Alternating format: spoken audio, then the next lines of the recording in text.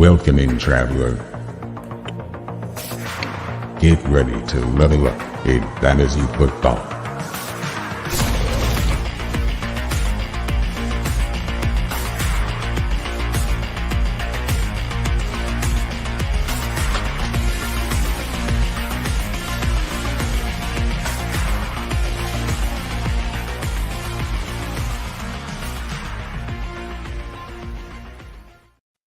Well, holy moly guacamole. Welcome back to another episode of the Fantasy Football RPG podcast.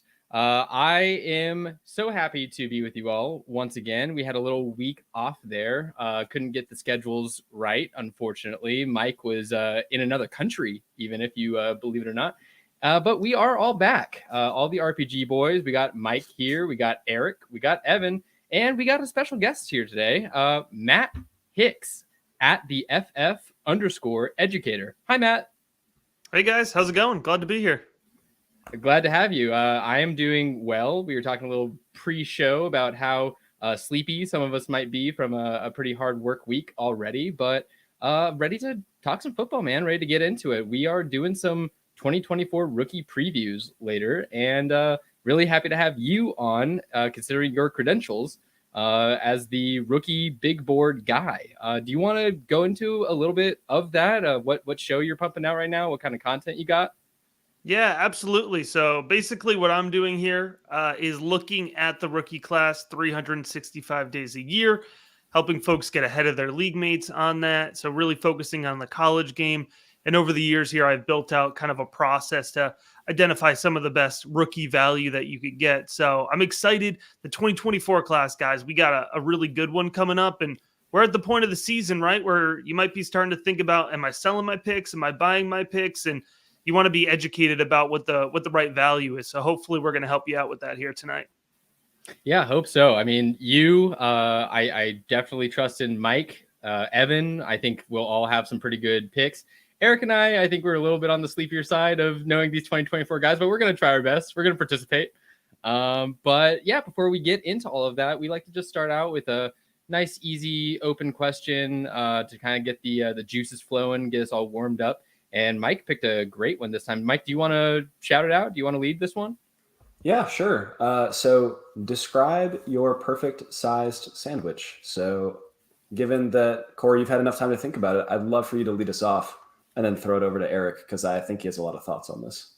So when we're talking size, you're saying like ingredients or like stacked size? Like I'm talking anything. You can talk about a square shape. You can talk about a sub. You can talk about a hoagie if you're from the Pacific or the Northeast.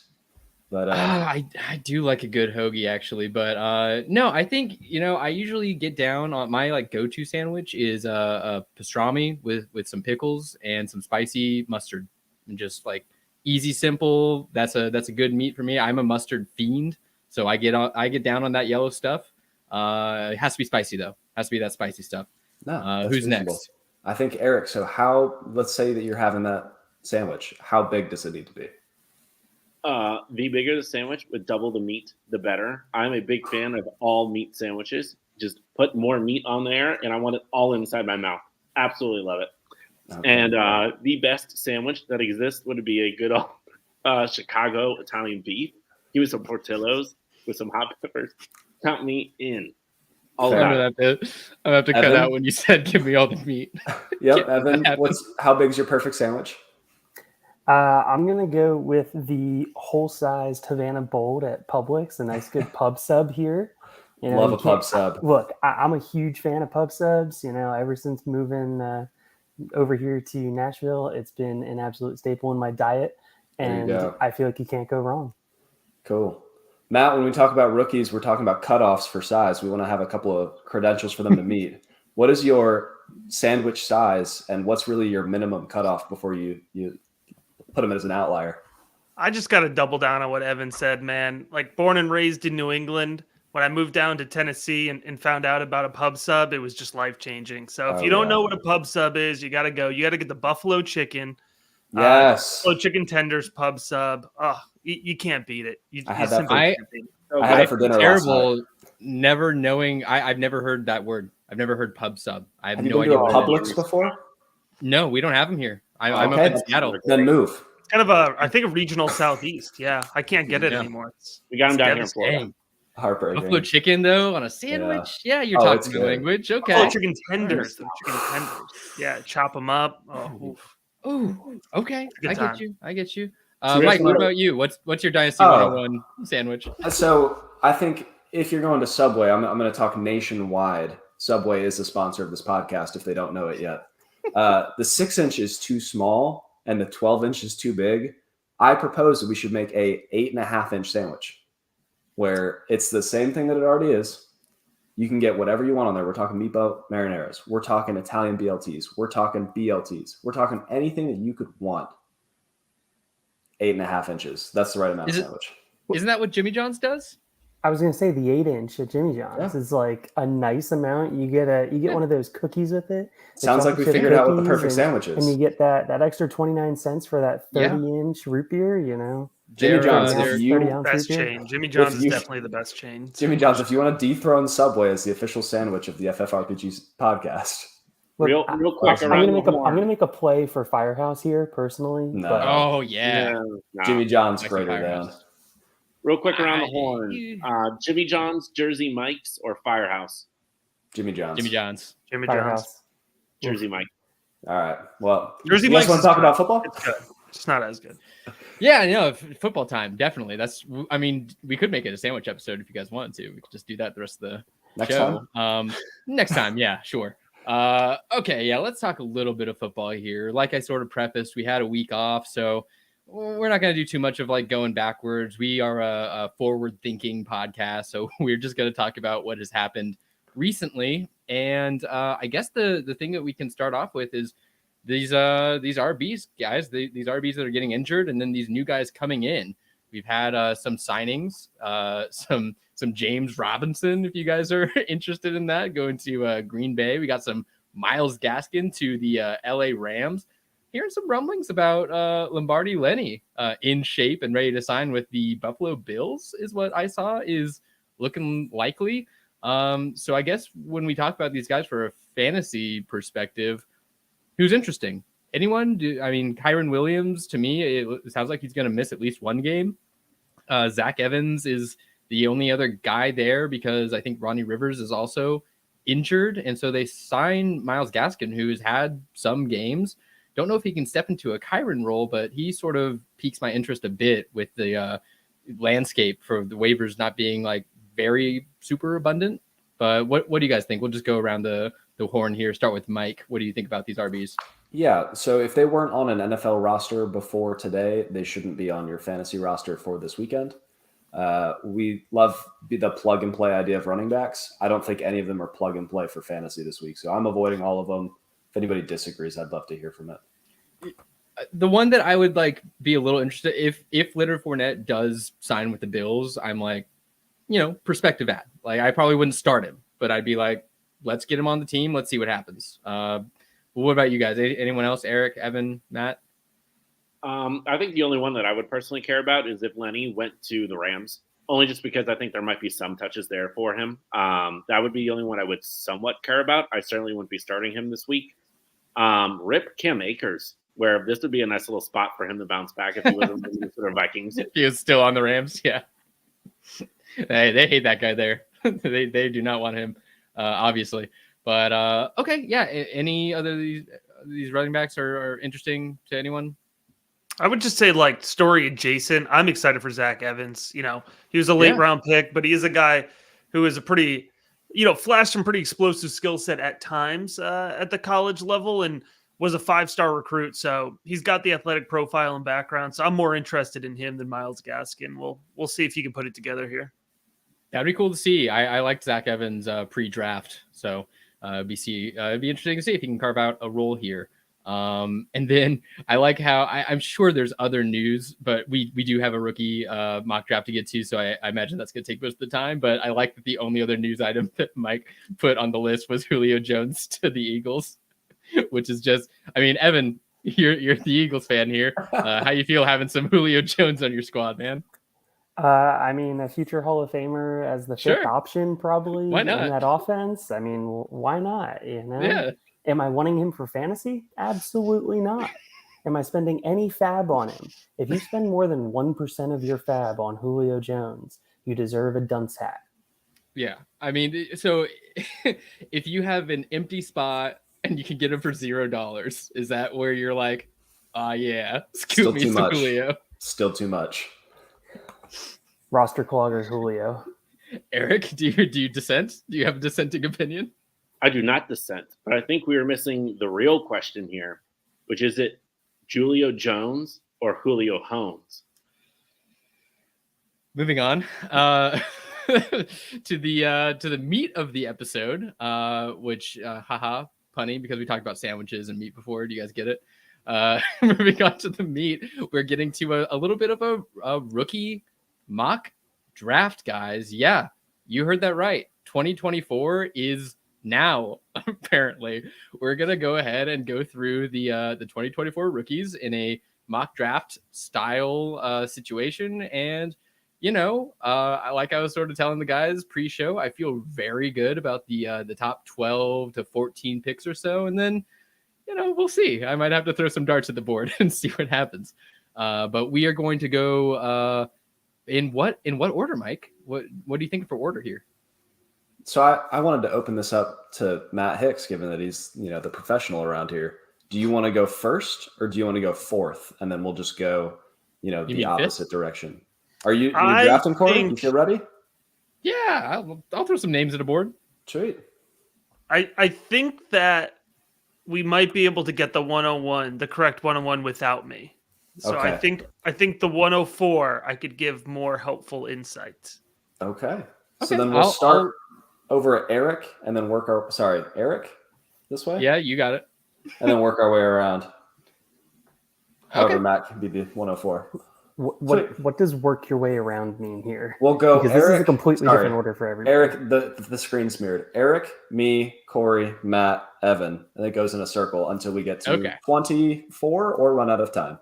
Reverse clockwise. I like it. Yeah. Okay, great. And then just to preface, I imagine we're doing like a Superflex, PPR, tight end premium, all the stuff that we like. Okay. 1.5 point per reception for tight ends, because that'll affect where Brock Bowers goes. Does it? Okay. All right. Let's go ahead and start it off. Oh my God. I just realized that we gave the 101 to Eric and he could do something really stupid. I hope not. Well, with the 101, I think most people not named Eric would go Caleb Williams right here at the 101 spot. Come on, dude. Which is also what Eric would do. We were going Caleb Williams at the 101.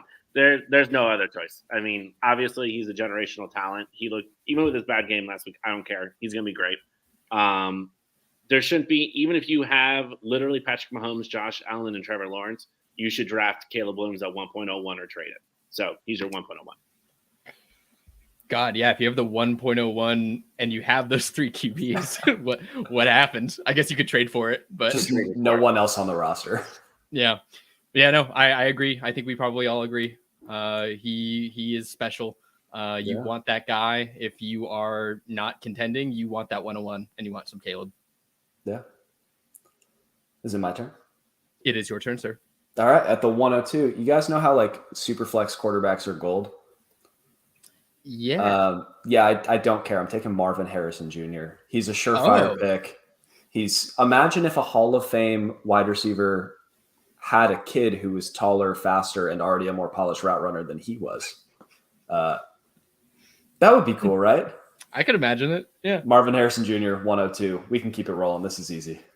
Yeah, that's a good pick. I like it. In the 3 slot, I think this is also kind of chalk. I want it to be entertaining and maybe reach, but I would feel not right not selecting Drake May here. I think he's a great QB prospect. He's not perfect by any means, and neither is Caleb Williams, in my opinion. I think they both have some knocks. Drake May has a couple more knocks, a little bit inconsistent, but he can make all the throws. He's athletic. He can rush. And I think that there's a very strong chance that he is taken as a top 5 selection in the NFL draft, which would put him in a position where he can contribute immediately to your Superflex team. So that's where I'm going. So real quick, Matt, here, question for you. Do you feel like there's a giant tier gap right now between those top three?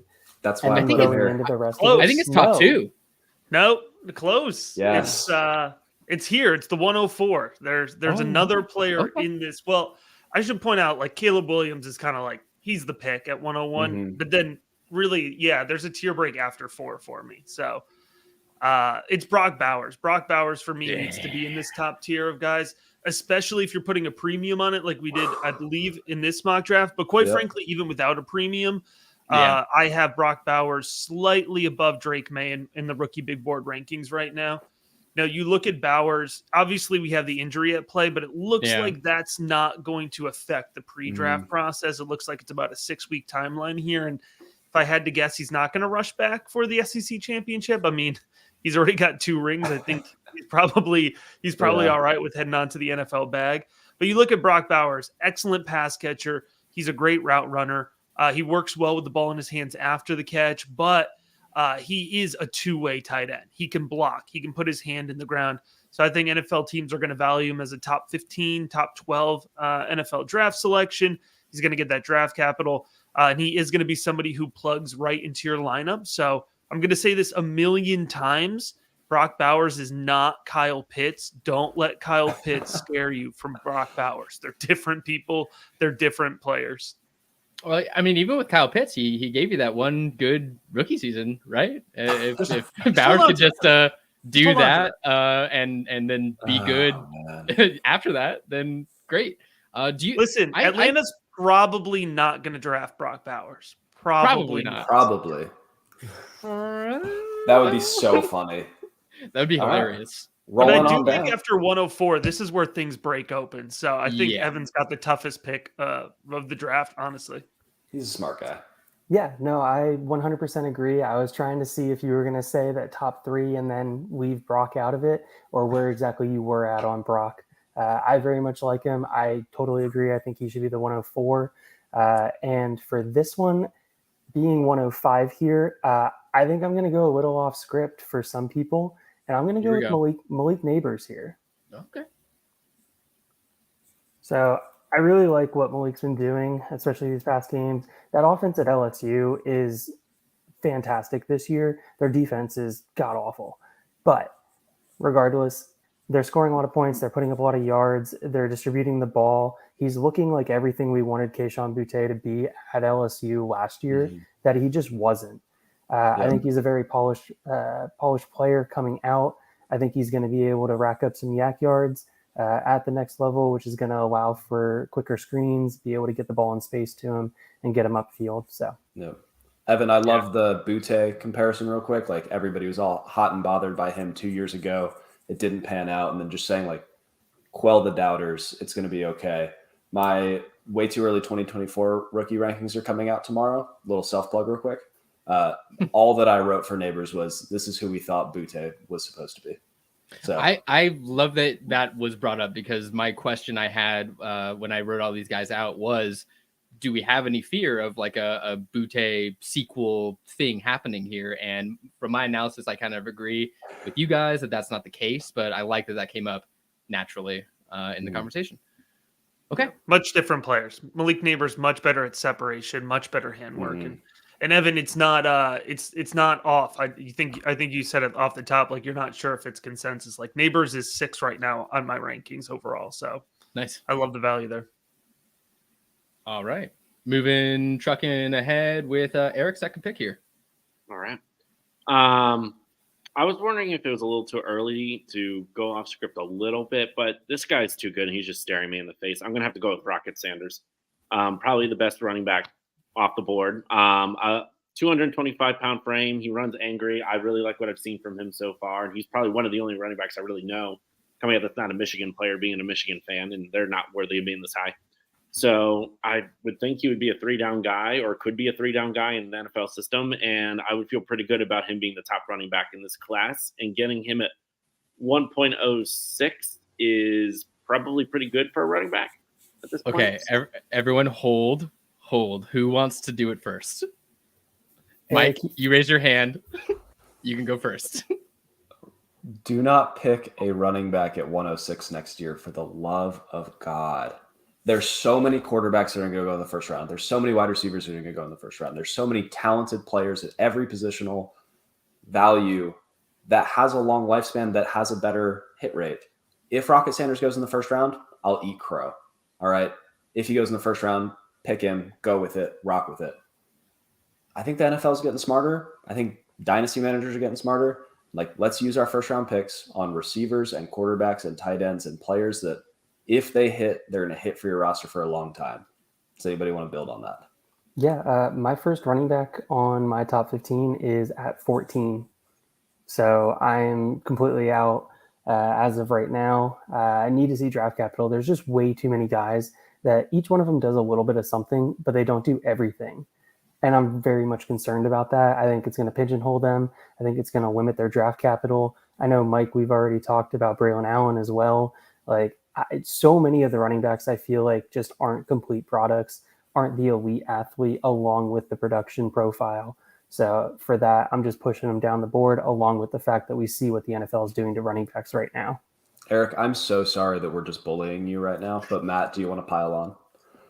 Yeah, so the other thing, Eric, that I would just encourage you to consider with Rocket Sanders is he's been injured pretty much all of this season. He's got a nagging, I believe it's a foot injury or knee injury. It's a nagging injury. He just can't get right. So if you watch 2022 tape, Rocket Sanders is right up there with Henderson and Allen for me in terms of, what he put on tape. But if he's not going to be able to get on the field, stay healthy, get that production, he doesn't really have a shot at top 50 draft capital, which is what he would need to be a first-round rookie pick in this class. So just something to keep in mind here with Rocket Sanders. But you're not the only person who would have gone into the season with him as your running back one.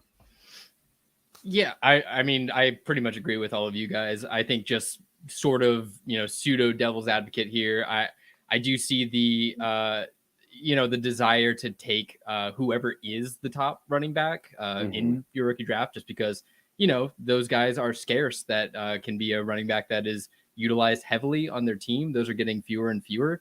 But I just think it comes back to what Mike said, teams are getting smarter, and you're not going to see like a Bijan or Gibbs level of talent running back in this 2024 class. And so I would be hard pressed to I can't imagine a first round running back in the 2024 class personally. And if they're being pushed down that low, then I can't take one of these running backs over what I would consider like a really good wide receiver class and quarterback class for that matter.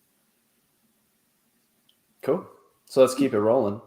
We got the 107. I'm going to go with my current quarterback 3. I think quarterback 3 is going to be a dog fight this year. I'm excited for this one, Mike. I'm so nervous because the way the rest of the season plays out is going to affect this, and I might make Matt really mad at me. I'm going to go with Michael Penix Jr. He's older. He's coming off. I mean, he had an injury a couple of years ago. I understand the concerns, but I think if he played in the SEC, he'd be everybody's consensus quarterback 3. But because he plays in the Pac-12 in the middle of the night and nobody gives a frick, he's just not getting the attention that he deserves. I give a frick. I love it. I love you, Mike. Or he gives a frick. Thank you. I am a Huskies fan, by the way. This is not even like it's super early. Give me some time. I'm going to have to deep dive each of these players. I don't do it year round like Matt does, and he crushes it. But as it stands now, he's quarterback 3. This is more to say whoever the quarterback 3 is, take him here. We saw CJ Stroud. There were some worries. There were some concerns about the landing spot. Now he's a consensus first round startup pick. If you hit on a quarterback, it's going to hit big. Take a swing on first round quarterbacks. I love it. Yeah, I mean, I don't know what else to say other than I love it. Can I throw a Michael Penix Jr. note out there? So yeah, not to counter argument Mike here, but I just want to throw out with Michael Penix Jr. He's going to get a lot of hype, deservedly so, because he's probably going to win the Heisman. He'd be the front runner to win the Heisman right now, and for good reason. I would just encourage everyone with Michael Penix Jr., don't underestimate the injury history. He has 2 knee injuries on his collegiate history and an additional 2 upper body injuries. I don't believe he's ever played a full collegiate season. And just when you go through the NFL draft process, right? So the as you kind of go through the medicals with Indianapolis, remember the whole real point of the combine is medicals. Mhm. As much as we get into the 40-yard dash and stuff, if, like a team wouldn't yellow flag you for medicals, if they look at Michael Penix's knee and they're not convinced, he's off the board. Like, he's off the board entirely. So I'm not sure that Michael Penix Jr. is going to go day 2 in the NFL draft. Like, I think he could be a day 3 pick just because I think that injury history is pretty extensive. So I'd be happy to be wrong about it. But Mike's process is right here. Taking the quarterback 3 at 107 is going to be a really good value because we probably are going to get 3 or 4 quarterbacks drafted in the first round this year. I'm just not convinced that it's Penix Jr., no matter what he puts on tape. Yeah. I was trying really hard not to let my homerism come through. I'm a Texas fan. So I had to So you're push. Not I yours. intentionally pushed whoever the quarterback 3 might be later as we talk about it. But as I dive into my rookie profiles starting after the Super Bowl. Yeah, I totally get the injury concerns. Absolutely. I just think, I mean, look, I have the most bias here because I've watched every Huskies game because I'm a fan, but his deep ball placement, his processing is just, it just looks elite, like plain and simply.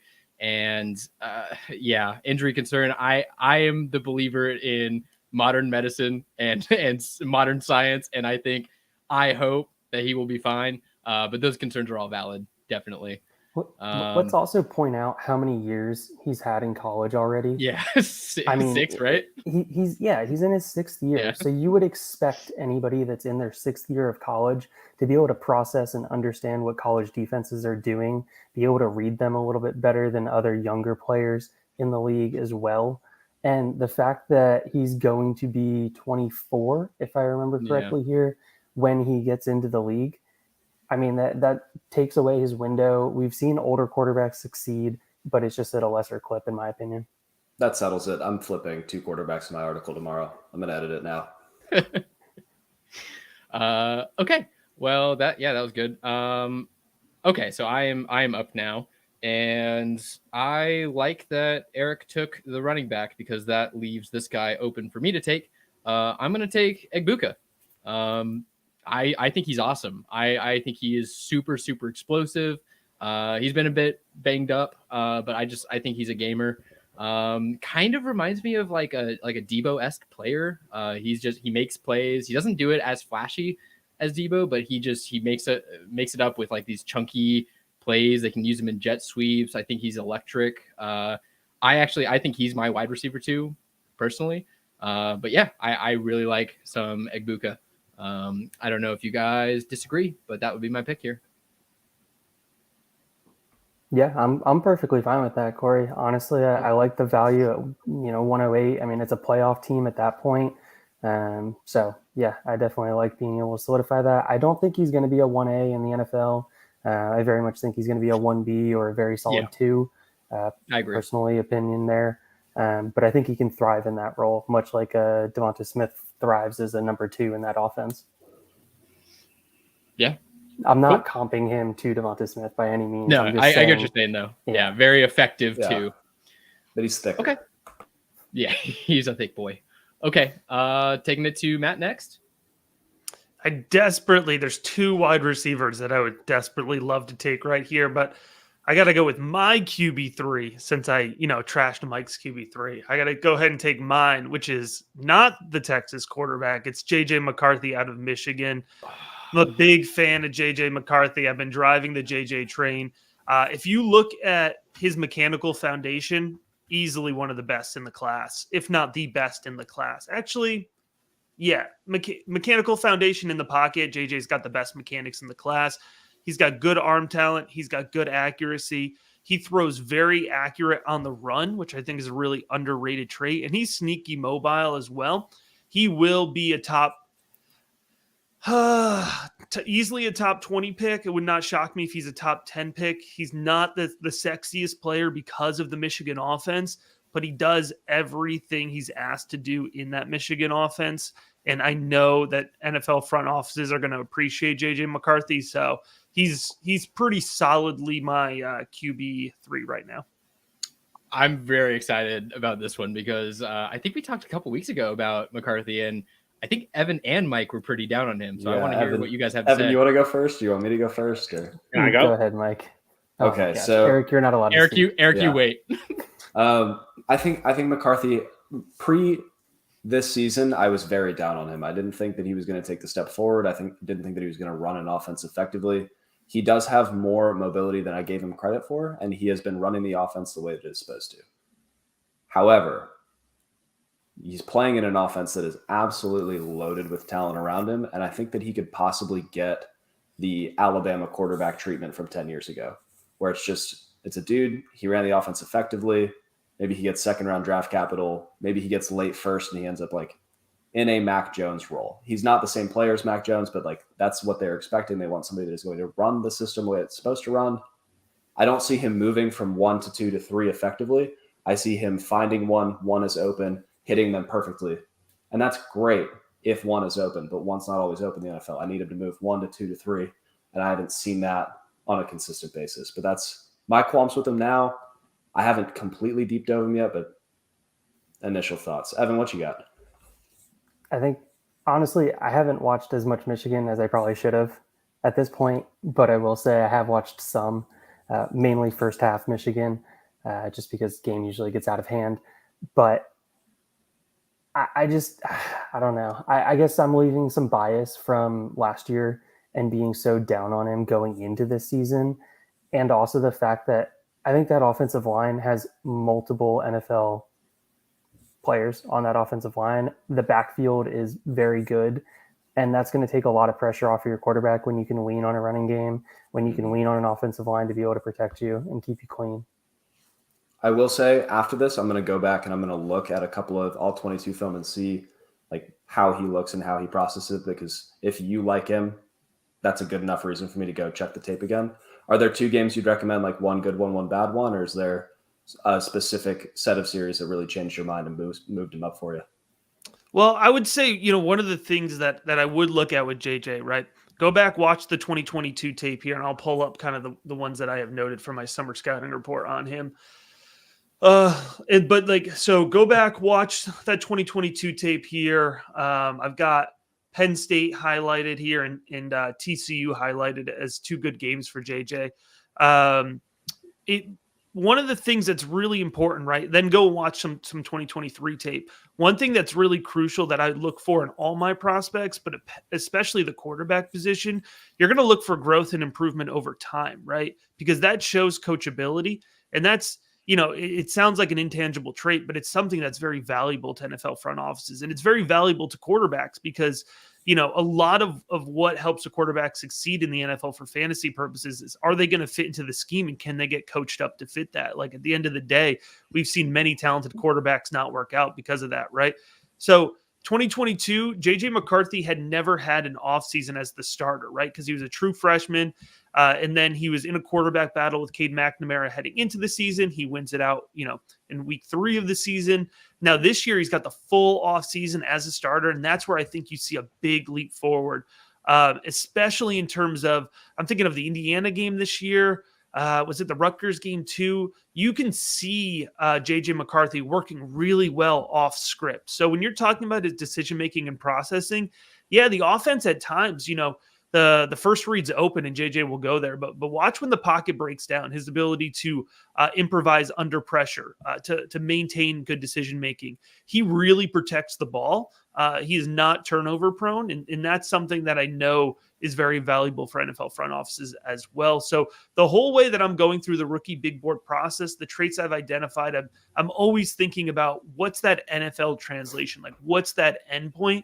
And JJ checks a lot of the boxes all the way through. And I do think draft capital is going to be that cherry on top of the box that he's going to check.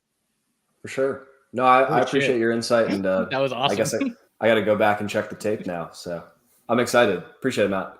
Yeah. Okay. Well, we have to give Eric at least a second here. I mean, he's the Michigan fan, right? I'm excited. So. I have a real question. So, Okay. Matt, if JJ makes it to, like, let's say we make it to the national championship game and just puts up a stinker against one of the better teams in college football, Does that lower your thoughts on him? Like, because he didn't play big in a big game, or is there anything he could do to change your mind on it one way or the other? I'm not somebody who is going to overinvest in one game of tape, just simply because the NFL is going to look at traits, right? They're going to look at his mechanics. They're going to look at his arm talent. They're going to look at his decision-making over time. Yeah, you can gain a little bit of hype and a little bit of bump, if you do have those big game performances. But at the end of the day, most front offices, most head coaches are going to look at your best tape, and they're going to be convinced that they can get your best tape out of you, right? Especially if JJ goes and, the Michigan gets the national championship and has a stinker game. Well, to get there, right, they're going to have to go through Ohio State. They're going to have to go through Penn State. They're going to have to, I guess, technically go through whoever the Big West puts up for sacrifice, or the Big Ten West puts up for sacrifice, right? So he's going to have big games and big performances on his tape already. And two, I feel like we've maybe skipped a step. Like, well, we consider Michigan to be this like lock college football playoff team, but 2 years ago, Michigan was a down program. So JJ's kind of already been a part of this, reascent for the Michigan program. And Eric, I'm sure, sorry, Corey, I'm sure you feel, no, Eric, damn it. I'm sure you feel that as a Michigan fan, right? Of kind of like JJ has been a momentous part of that roster, even if he's not, again, the sexiest, flashiest guy. And it's somebody who's watched a ton of Michigan games. I even have him lower than you do. I don't have him nearly that high, but I think I'm higher than the general consensus on him.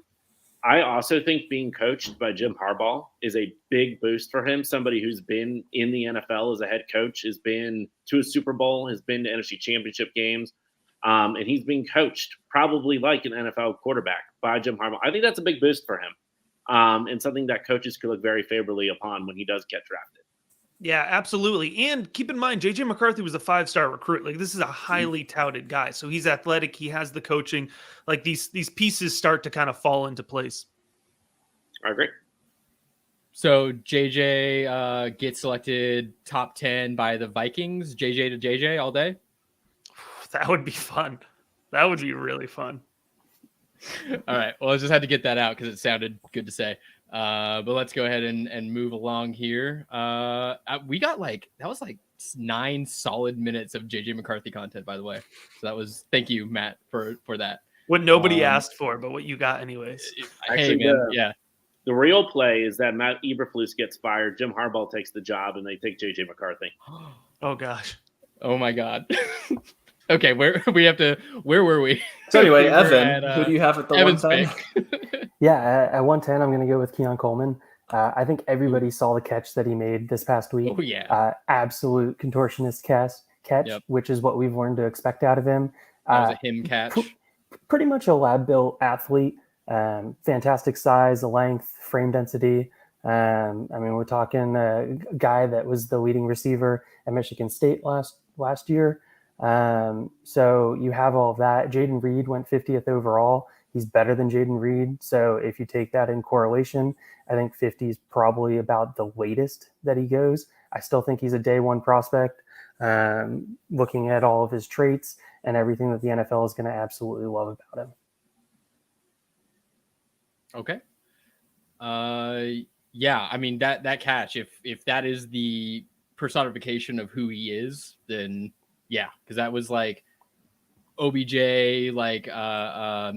Pickens level of whoa catch. So that was awesome. Okay. And let's go ahead and bring it to, this is 111 for Eric. 111. Yep. So I am absolutely shocked this guy's still on the board because he's the one I was debating about the last time I was up. I'm going to go with Quinn Ewers. I'm very, very shocked that he is this low. Not been taken at this point because I know for a lot of people, he's a lot of people's QB3 in this. So I know Mike was going between Penix and Quinn Ewers. I thought Matt was about to go Quinn Ewers. He's looked great at Texas so far this year. One of my really bad guesses was I thought that Arch Manning was going to come in and take over because he's a Manning, and Quinn Ewers has looked awesome. And so I'll eat my crow on that one. It shows what I know about college football. But no, he's looked really, really good. I think he has a chance to be a good NFL quarterback. I know he was super highly recruited coming out. Good prospect. And I think he's got a lot of upside on the NFL level. I haven't dug too much in. I haven't watched a Texas game yet this year, so I haven't watched too much of him. But everything I hear about him, every time I hear Mike talk about him, maybe that's bad going off an opinion on Mike. We'll see. But I'll take Quinn Ewers at 111 and feel pretty good about that. Yeah. Quinn Ewers has all the arm talent in the world. He's a super young prospect. He's come in and he's developed and really led that offense from the time that he was a teenager. So it's a lot of pluses in the quarterback boxes. The issue has been his inconsistent play and a little bit of his decision making. He's either too much cannon in the arm and he's just missing guys, or he's throwing absolute rockets at dudes when they're 3 yards away. I'm not sure if Xavier Worthy's drop problems are because he actually has drop problems or because Quinn Ewers is trying to throw his head off. But we'll see how it happens. Again, like the QB3 in the class is valuable. The QB4 and 5 might be valuable. We're going to have to see how many quarterbacks go in the first round this year. There's a Sports Illustrated article that just dropped saying that they think it could be record-breaking for quarterbacks and receivers. They write that every year, but this year it might be true. I was about to say, echo kind of the same thing. Is like we just saw it like these last couple years of, I mean, the top 2-3 quarterbacks are like, yeah, I mean, pretty good throws. But when you get into that 4-5 range, it just seems like it's more difficult for those guys to be relevant in a fantasy perspective. I don't know. I would be curious, Matt. Where do you think the 2024 class stands? 2022, throw that out the window. Clearly not in contention. But the 2023 and the 2021 classes, is this stacking up better, worse? Like, where are your thoughts at? Yeah, we're looking at a pretty strong quarterback class. 2023 is looking pretty good right now, too. Obviously, we have the Anthony Richardson injury, right? But, we're looking at, 2-3 guys who, could be borderline quarterback 1, quarterback 2s. If you compare that to this year's class, the thing about the quarterback class this year is Caleb's like the top, right? Like he's the gem of it. Is that Trevor Lawrence kind of pulling up when we're talking about the strength of the class? But Drake May, JJ McCarthy, Quinn Ewers, I think all 3 of those guys have the potential to be in that quarterback 1, quarterback 2 type conversation. So I would give 2024 a slight edge over 2023. And then, kind of stacking up in a pretty similar lens here to the thing about 2021 is it was, very top heavy with T-Law and Fields at the top. And then you kind of get that drop off after that. So we'll see. I mean, at the end of the day, guys, no matter how many quarterbacks go in the first round, usually only 2, maybe 3 from a class can really hold that fantasy football value over time. So that's always kind of the tricky part is evaluating, once we actually get into the season and when's it time to pivot and hold through. Wait, in 2021, you forgot about superstar can't miss prospect Trey Lance. There's still time. And moving on. Oh, I like it. Hold on to the hopium. There's still time. Dak won't be in Dallas forever, right? It's got to move on. Then Trey Lance time, baby. Let's go. Okay, moving to this is the 112, Mike. Yeah, so I would feel pretty good. I just won my fantasy football championship. I already have a loaded roster. I probably built around superstar quarterbacks and superstar receivers. And then I used Raheem Mostert and some combination of random running backs to win a championship. So now I'm going to go get the running back 1 in the 2024 class. Ooh. Braylon Allen.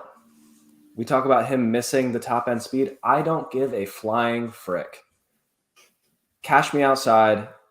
Braylon Allen is a jitterbug mixed with a dump truck. This guy has feet like Jerome Bettis and the weight to back it up, but not the beer gut yet.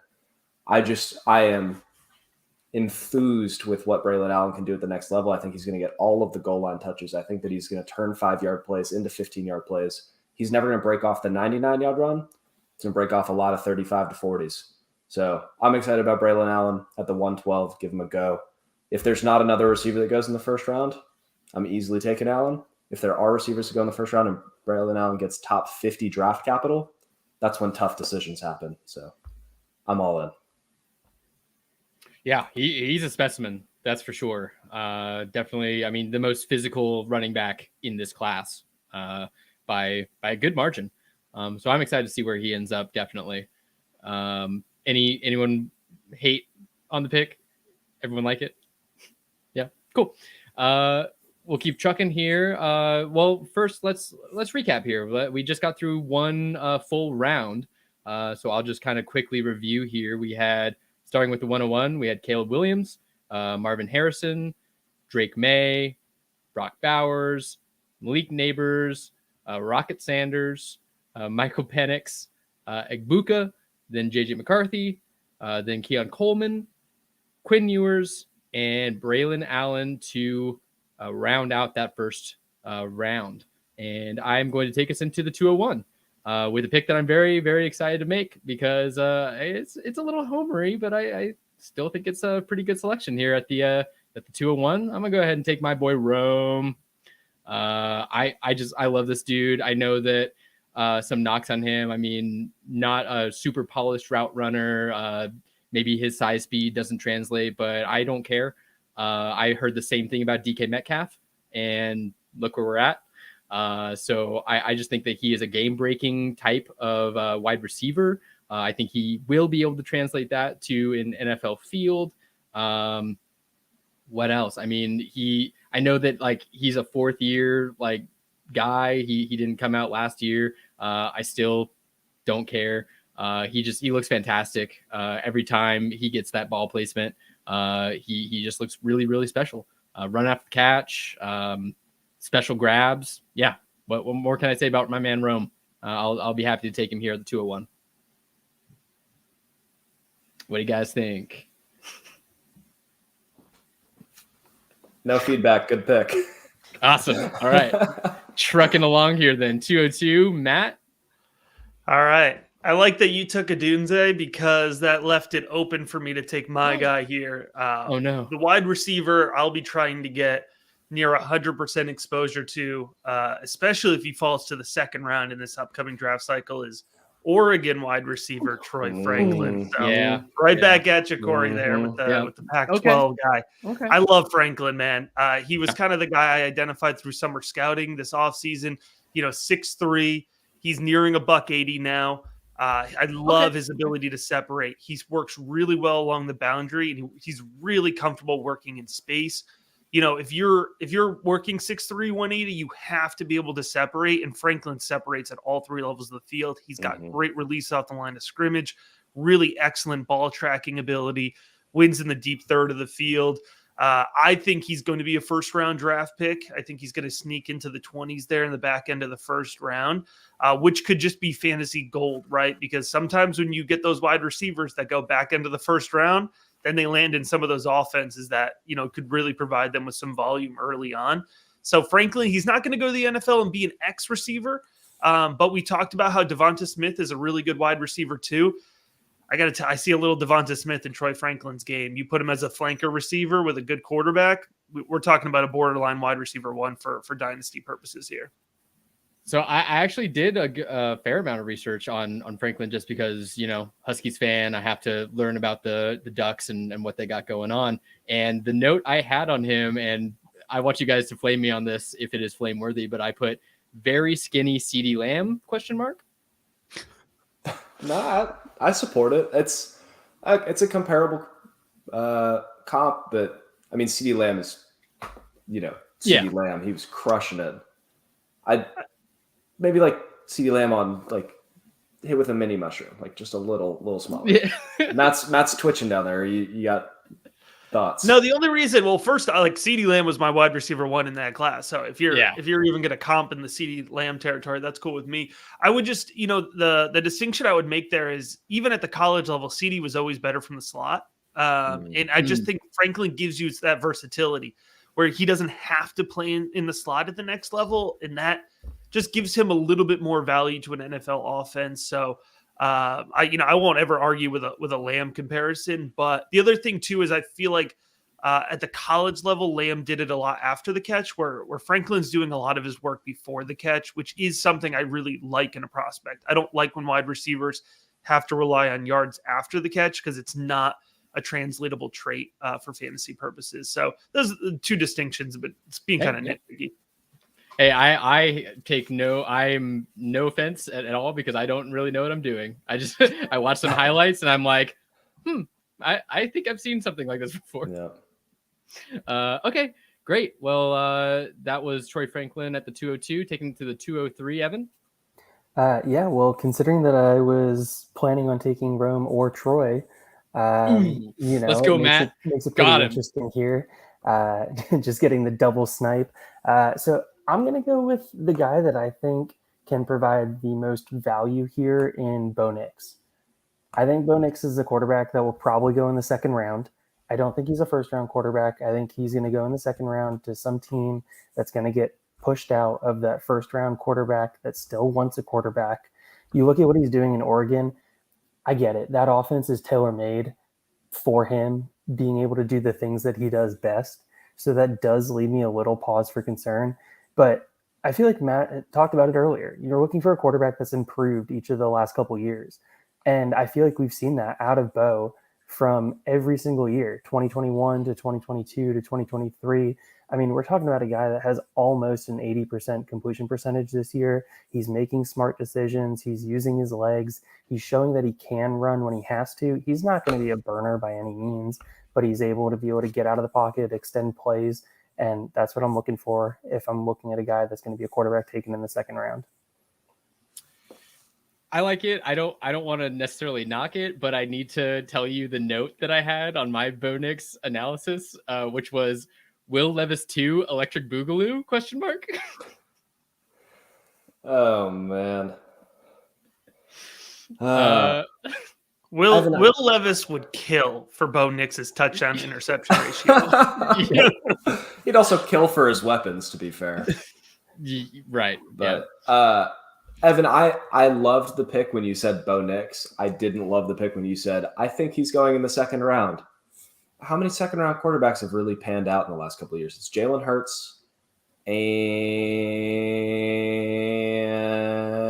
that's the end of the list. So Bo Nix is Jalen Hurts. You heard it. There it is. There it is. Excuse me, Lock it in. superstar Seahawks backup QB Drew Lock. You right. Excuse me. Give him a little. Yeah.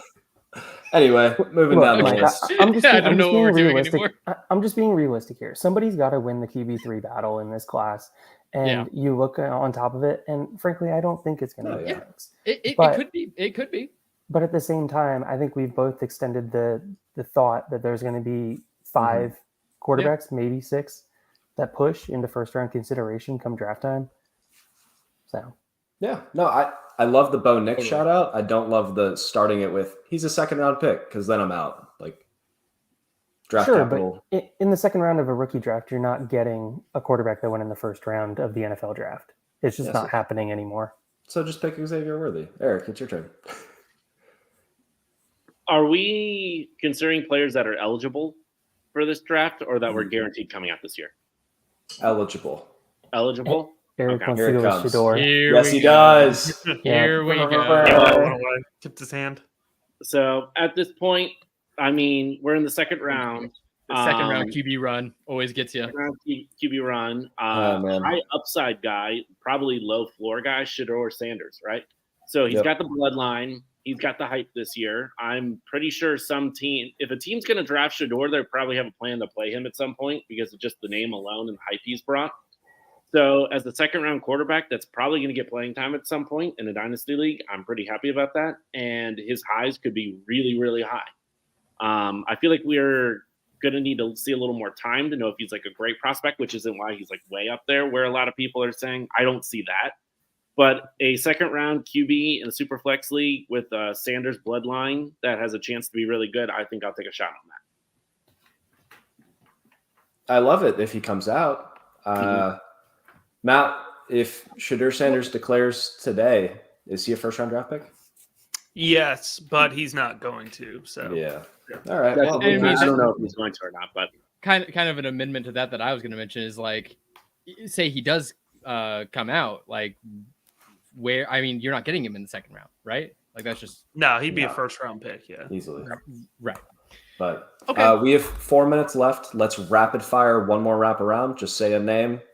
Maybe a sentence if you feel frisky, and then we'll close it out and let Matt tell the people where to find him. I like it. Okay. It's my turn, isn't it? Cool. It is. I'm going to pick Xavier Worthy. He could be a first-round pick. He's fun. Come on. Sorry, your turn. I hate you so much.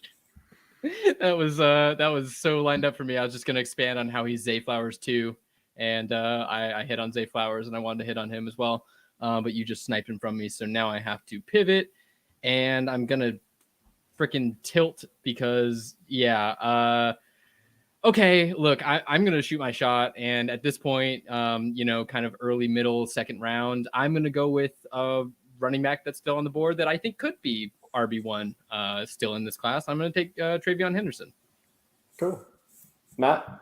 Yeah, that was criminal that Travion Henderson fell that far. And I'm glad 205 because I didn't want to take him, even though he should have been taken. I wanted to take the running back that I want to hype up, who is Devin Neal out of Kansas. Yes. 5'11", 208, excellent vision, great lower body strength, a good explosiveness into the second level of the field. Love Devin Neal, not being hyped up enough.